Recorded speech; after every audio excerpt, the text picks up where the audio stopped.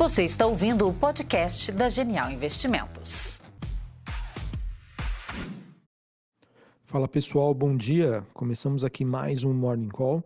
Nesta quarta-feira, dia 14 de junho, eu sou o Felipe Vilegas, estrategista de ações da Genial Investimentos.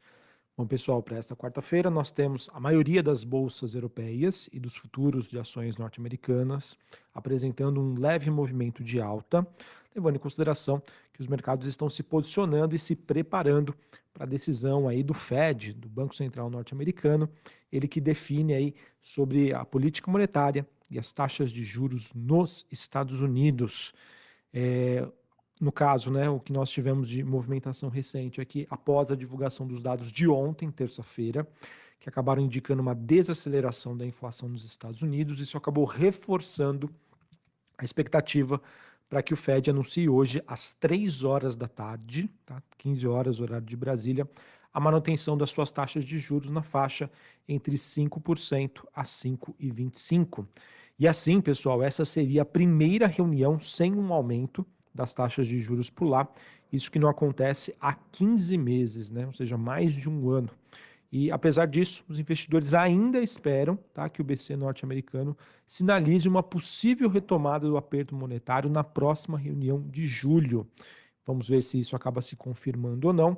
Obviamente que a maioria das apostas, até antes do dado de ontem, que era mais certeira, né, essa elevação no mês de julho, e depois da divulgação do dado de inflação ontem, isso acabou se dissipando um pouco.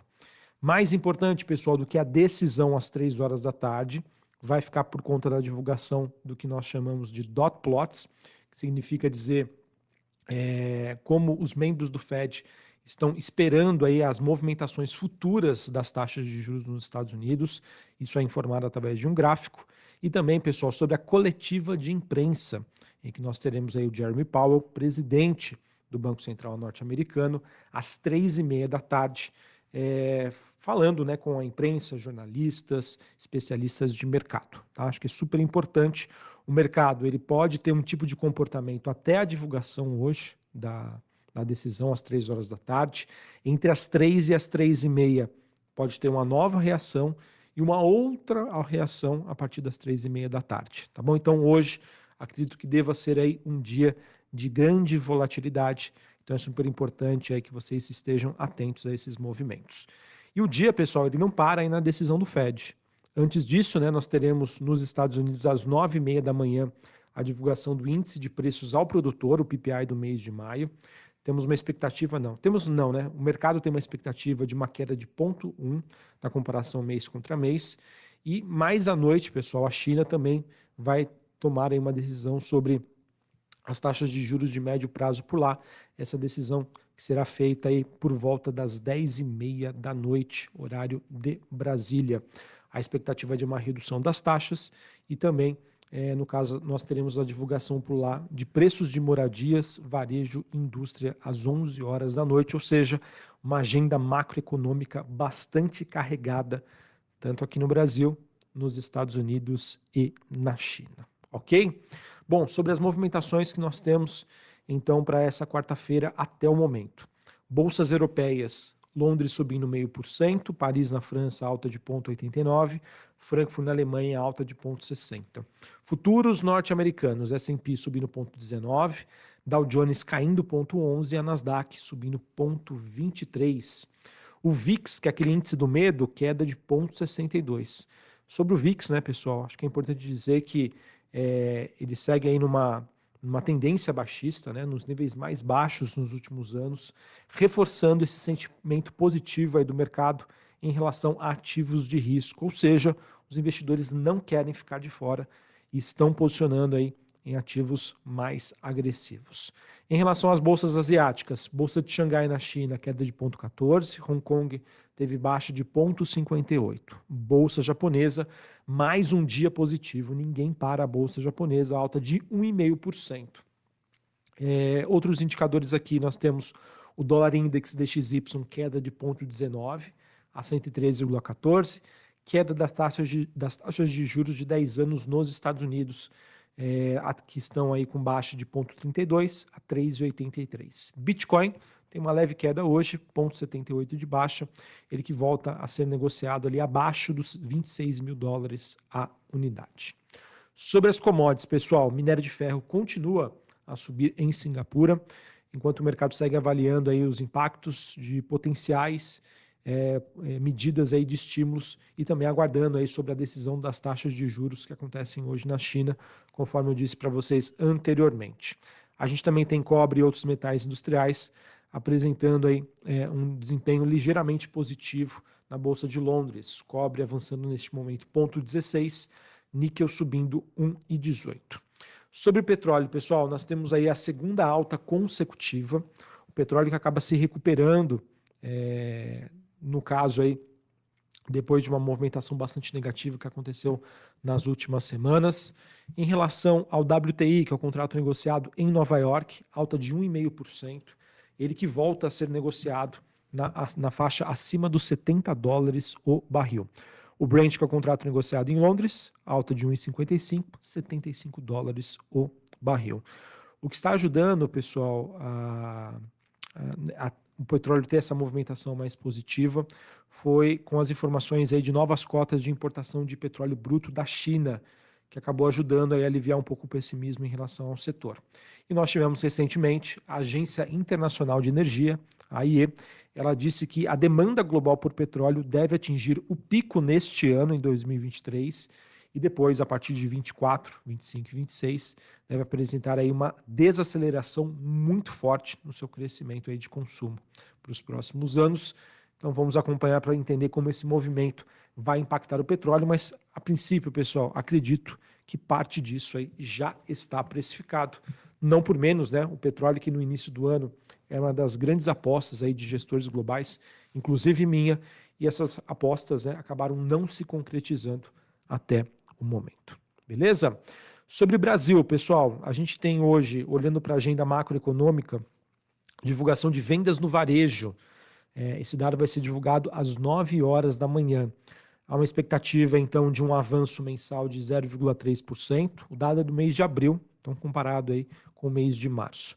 Em relação ao ano anterior, há uma expectativa de crescimento aí de 0,08%. Tá? Lembrando que esses dados vão ser divulgados às 9 horas da manhã. Além da divulgação de vendas no varejo, nós teremos dados sobre a confiança da indústria, que será divulgado aí pela Confederação Nacional da Indústria, CNI, às 10h30 da manhã, e o fluxo cambial da semana passada, esse número que será divulgado hoje às 2h30 da tarde. E lembrando, pessoal, hoje é dia de vencimento sobre opções do índice Bovespa, tá? Do Ibovespa. Esse vencimento acontece todas as quartas-feiras, mais próximas do dia 15 dos meses pares. Então a gente também deve acompanhar aí um dia de volatilidade, com o mercado fazendo aí os seus ajustes em dia de vencimento de opções.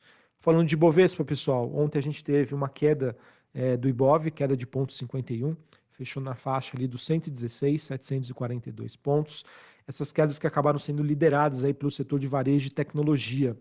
O mercado ontem, pessoal, que acabou reagindo negativamente a um aumento das taxas de juros globais e as preocupações aí sobre a direção da política fiscal aqui no Brasil, apesar dos números de inflação nos Estados Unidos acabarem vindo aí em linha com as expectativas. Então, mesmo assim, pessoal, depois da divulgação do dado, se eu não me engano, do Reino Unido, que acabou aí mexendo um pouquinho com as expectativas do mercado, vamos ver se esse sentimento se dissipa hoje com a decisão aí do Fed, tá bom? Então, acho que é super importante. Isso, obviamente, que vai impactar as movimentações das taxas de juros aqui no Brasil e, obviamente, no mercado de câmbio. O dólar frente ao real que fechou ontem a 4,86, seguindo essa dinâmica aí de desvalorização do dólar no âmbito internacional. Bom, na esfera política, pessoal, acho que os destaques acabam ficando pelo fato de que a Comissão de Assuntos Econômicos do Senado aprovou ontem, por 14 votos a 3, o projeto de lei que prorroga até 2027 sobre a desoneração da folha de pagamento de 17 setores. Além disso, nós tivemos o Galípolo, do Ministério da Fazenda. Ele afirmou que a política monetária do Banco Central do Brasil está correta e que a desaceleração da inflação está sendo colhida. Ele também mencionou aí que o câmbio e as taxas longas estão cedendo de maneira consistente, abrindo espaço aí por uma queda aí da Selic nos próximos meses. E por fim, pessoal, para a gente encerrar aqui o nosso Morning Call, olhando para o noticiário corporativo, destaque sobre a Petrobras, ela que se manifestou dizendo que está avaliando sua estratégia em relação à Braskem. A Petrobras, que é uma das acionistas majoritárias aí da companhia.